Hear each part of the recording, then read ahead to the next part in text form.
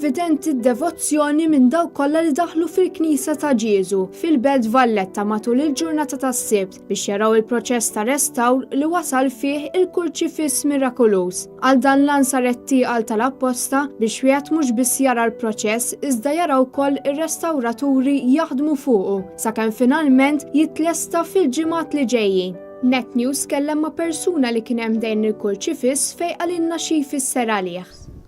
Kurċifiss meta tħares lejh tara tbatija li ġarrab Ġesu bħala bniedem għall-umanità kollha tajbin u ħżiena.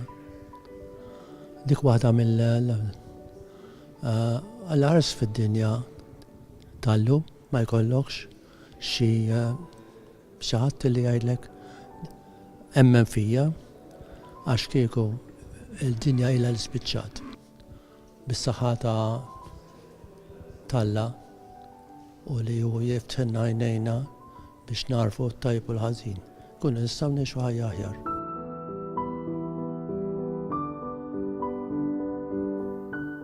Il-kurċifiss mirakulus għandu madwar 400 sena. Diversi persuni iżuru din il-Knisja devozzjoni għalih. Dan kien sar minn Dun Innocenzo de Patraglia bit-titlu ta' Miraculous G hekk kif leġġenda marbuta miegħu tgħid li wiċċ il-kurċifiss instab lest waħdu. Ir-restaw mistenni li jitlesta fil-bidu ta' Mejju fejn imbagħad se ssir l-inawgurazzjoni tiegħu.